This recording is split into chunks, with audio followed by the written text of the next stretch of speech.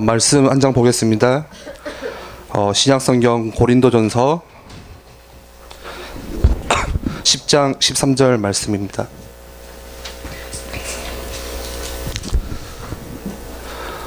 고린도전서 10장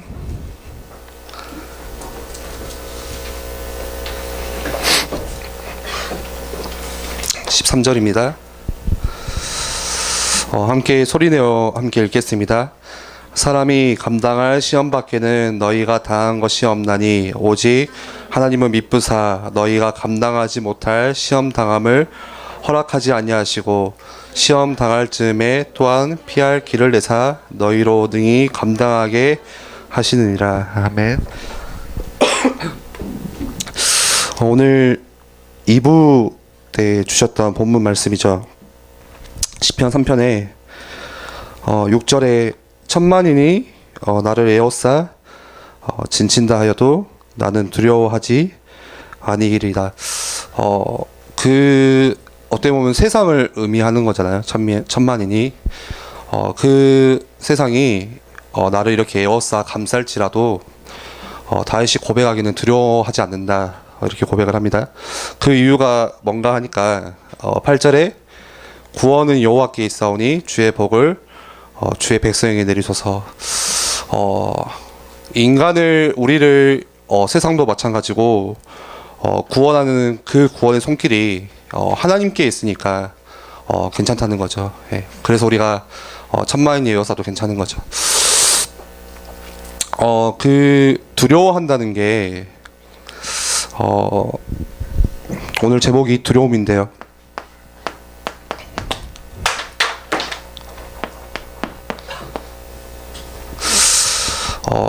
혹시 두려움에 빠진 적 있으세요?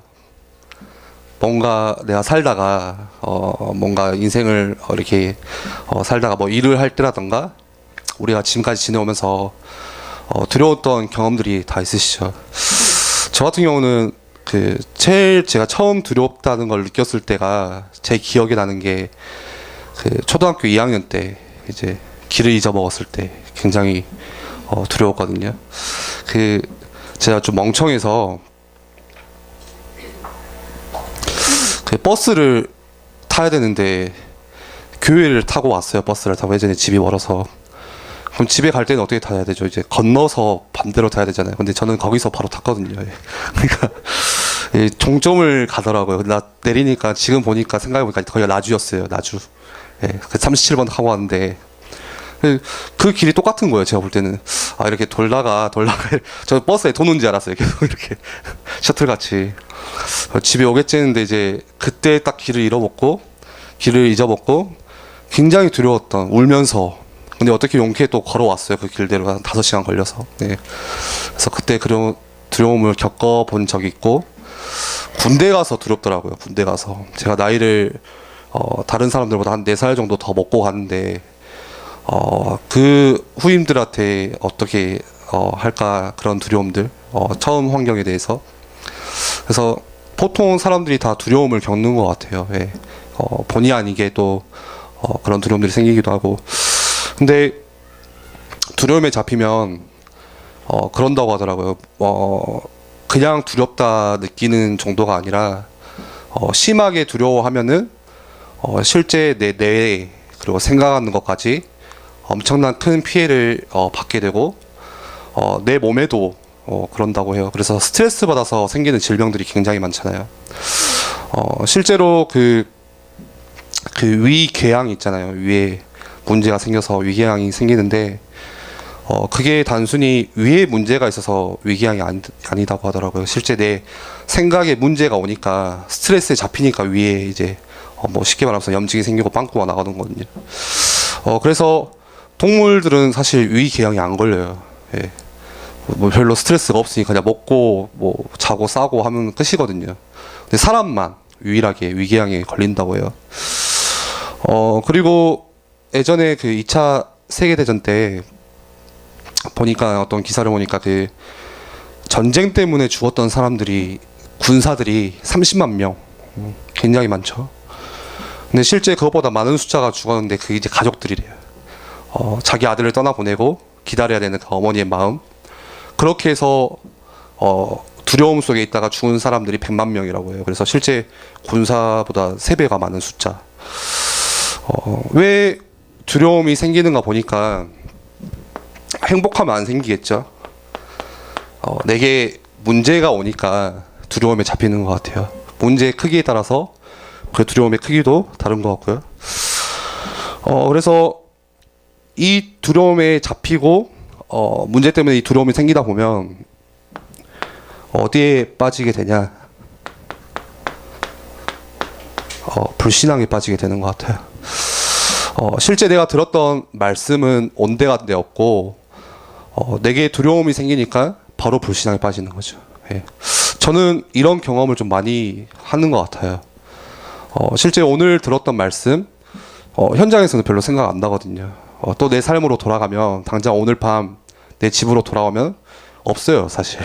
그리고 문제가 오면은 이 말씀이 툭 튀어나오는 게 아니라 왜 나한테 뭐 짜증이 나고 원망이 나오고 열받고 그런 거죠. 실제 불신앙하면 근데 왜 불신앙이 안 되냐? 왜 불신앙이 무서운 거냐? 불신앙에 빠지게 되면은 불신자가 돼요. 이상한 이론인데 쉽게 말하면은 내가 생각하는 거, 내가 판단하고 내가 결정하는 거, 내가 하는 모든 일이 다 불신자와 똑같아요. 구원 받았지만 하나님의 자녀지만 불신앙 속에 잡혀 있다 보니까 모든 생각의 결정이나 판단을 다 불신자와 똑같이 해요. 아무 차이가 없어요. 예전에 우리 원로 목사님, 박혜성 목사님이 저 이제 중고등학교 때 계속 말씀을 이렇게 예배 때 주셨는데 사실 어떤 말씀 주셨는지 잘 기억이 안 나요, 저도. 근데 딱 기억에 남는 메시지가 2개가 있어요. 첫 번째는 예배 실패는 인생 실패. 이 말씀은 그냥 사무쳤어요. 그냥 하도 많이 들어서 그냥 들어왔어요. 두 번째 메시지는 이제 불신앙이 가장 큰 죄다. 그 메시지가 이제 저는 많이 생각이 나거든요. 그때 목사님이 하시는 말씀이 이제 불신앙의 모든 제 근원이다 이런 메시지를 하셨는데 그때는 몰랐어요, 잘. 근데 보니까 불신앙 여기 작은 거 하나에서부터 다 모든 게 다 시작되는 거죠. 예. 내가 생각하는 거, 내가 결정하고 내가 일하는 거, 내가 움직이는 거. 그런데 중요한 거는 따로 있어요. 이 두려움 이전에 뭐가 중요하냐? 우리의 생각이에요. 문제가 아닌 것을 가지고 문제를 생각하는 게 그게 먼저 중요한 거예요. 예. 실제 우리가 문제 아닌 거 문제로 붙잡고 평생 살거든요. 밤새 고민하고 살고. 경제 문제 있잖아요. 또 어떤 분들은 인간관계 문제 있거든요. 그거 사실 문제 아닌데 그거를 문제로 붙잡고 평생을 살아요. 네. 내가 받았던 은혜, 내게 주신 축복, 그게 중요한 게 아니라 지금 내가 가지고 있는 문제 아닌 것을 문제로 붙잡고 있는 거, 그걸로 계속 고민하면서 밤새 스트레스 받고 머리 다 빠지고 그렇게 살거든요. 머리 빠진 나이가 없네요.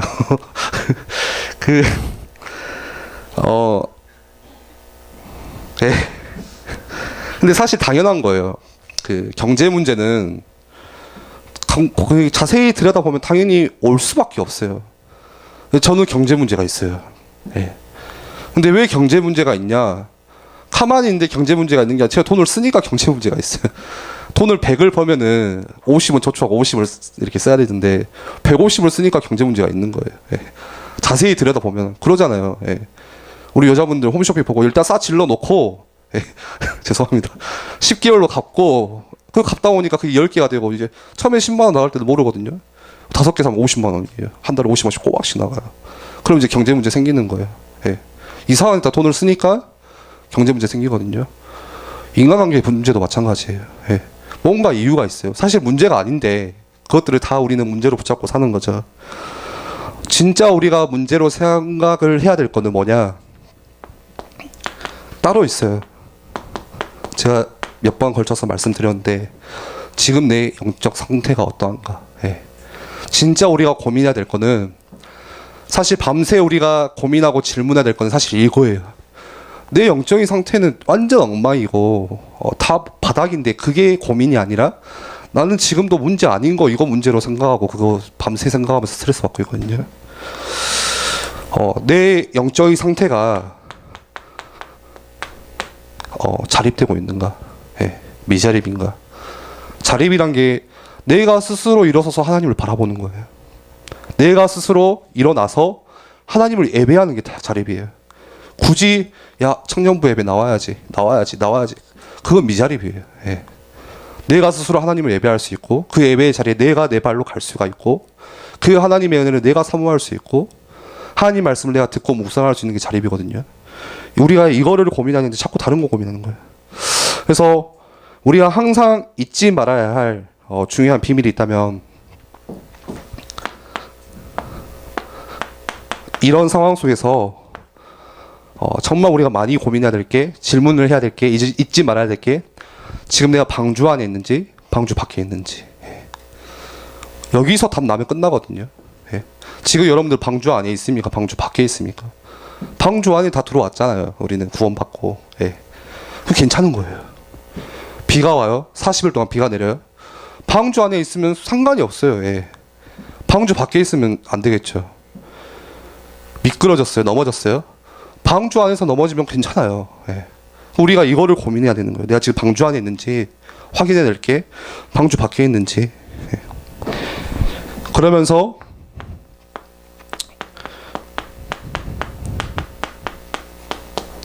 우리에게 주신 최고의 축복이죠. 하나님 자녀의 신분. 실제 이것을 망각하고 내가 잊을 때마다, 다시 말해서 내가 누구인지 잊어버릴 때마다 걱정하게 돼요. 이 두려움이 어디서 시작되냐? 저는 문제가 아니라 이거라 생각을 해요. 내게 두려움이 왜 왔냐? 문제가 와서 두려운 게 아니라 이걸 모르기 때문에, 우리가 이거를 잊고 살기 때문에, 하나님의 자녀라는 그 신분, 확신, 구원의 확신을 모르고 살기 때문에 자꾸 우리가 두려움 속으로 들어가는 거거든요. 불신앙하게 되고요. 요한복음 잘 아시는 말씀이잖아요. 19장 30절에 예수님께서 다 끝내셨대요. 다 이루셨대요. 십자가에서 모든 것들을 다 끝냈대요. 그러면 끝난 거 아니에요? 근데 우리가 이걸 모르니까 또 두려워하는 거예요. 하나님께서 우리를 어느 정도로 사랑하시냐? 성경에서는 우리를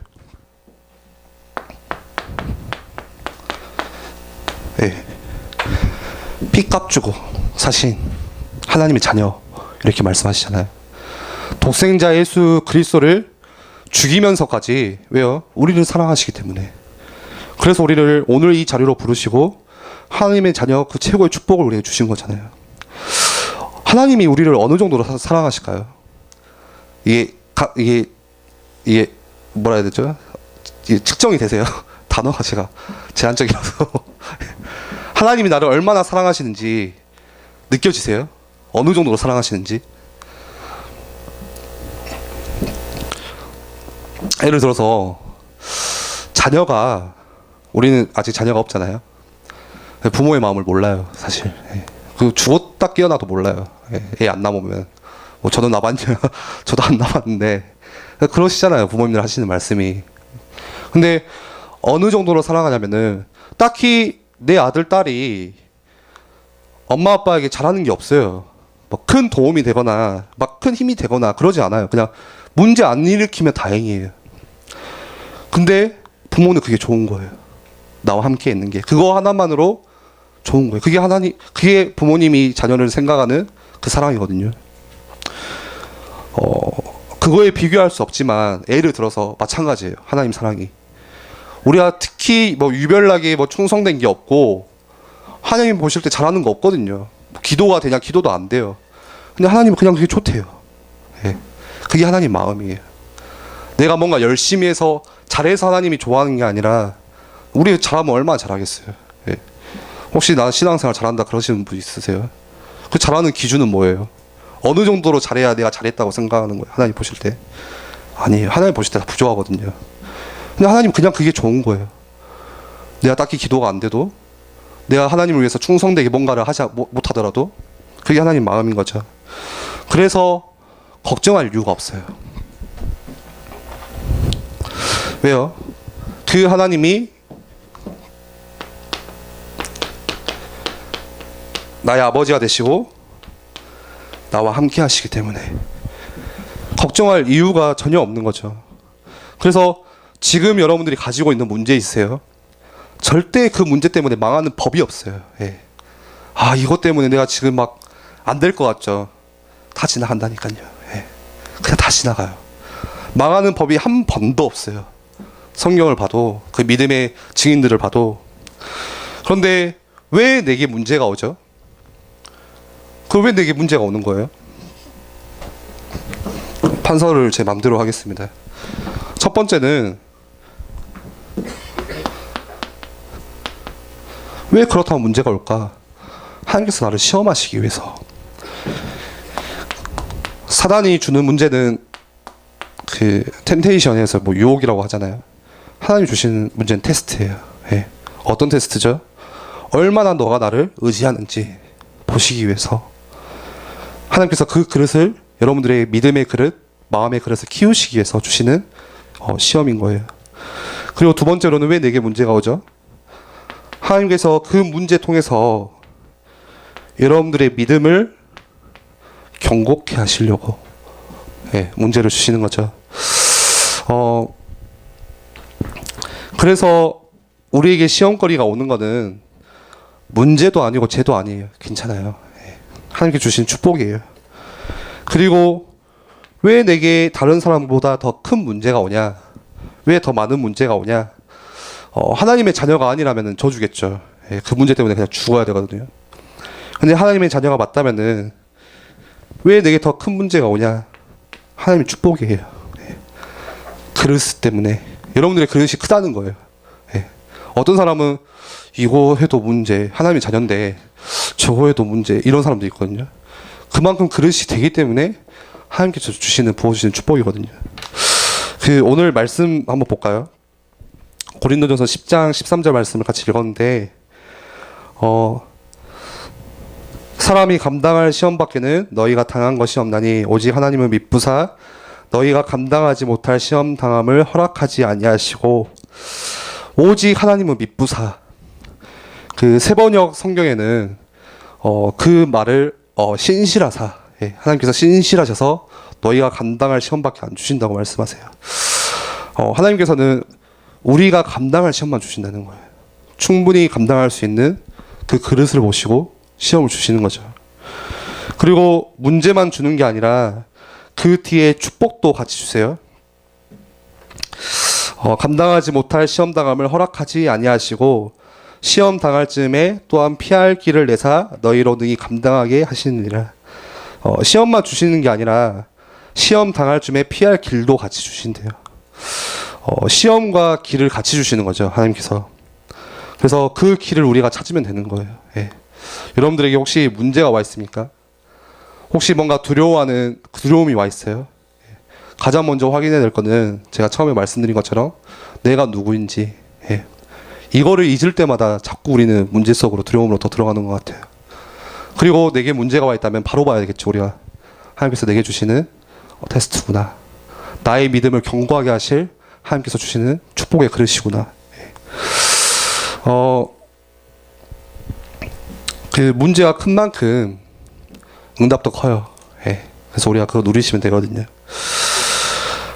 이 시간 같이 우리 기도하겠습니다. 하나님께서 보실 때 충분히 감당할 수 있으니까, 견딜 수 있으니까 그 그릇을 보시고 또 우리에게 문제를 주시는 거죠. 그래서 오늘 2부 때도 주신 말씀처럼 다윗이 그 어려움, 예, 사실 저는 한 번씩 비교하는 게, 저한테 문제가 왔을 때, 어려움이 왔을 때 그 믿음의 증인들하고 같이 제 모습을 비교해봐요. 내가 과연 다윗보다 힘든 삶을 지금 살고 있나? 혹시 내가 지금 요셉보다 지금 힘들게 살고 있나? 그렇지 않거든요. 예. 근데 그 작은 문제 때문에 흔들리는 내 모습. 근데 오늘 다윗을 보니까 그 큰 문제 속에서도, 죽음의 위기 앞에서도 하나님을 바라보고 있었던 거는 묵상의 비밀이었죠. 예. 천만인이 나를 둘러싸 진칠지라도 그 구원의 하나님을 내가 알고 묵상하니까 괜찮은 거예요. 그래서 여러분들이 이번 주에 그 묵상과 함께 기도 속으로 들어가시기 바랍니다. 우리가 지금부터 뭐 이유도 변명도 다 내려놓고 내 있는 삶 그대로를 기도 속으로 들고 들어가시면 돼요. 내 안 되어지는 거, 내 연약한 그 치부, 부족한 부분, 그거 다 하나님께 맡기고 기도 속으로 들어가시면 됩니다. 그 속에서 내가 하나님의 자녀라는 그 사실, 그 문제 앞에서 이거 흔들리지 않도록 하나님 또 우리에게 은혜 주시고 믿음을 경고케 하여 주시옵소서. 우리 시간에 말씀 붙잡고 함께 기도하겠습니다.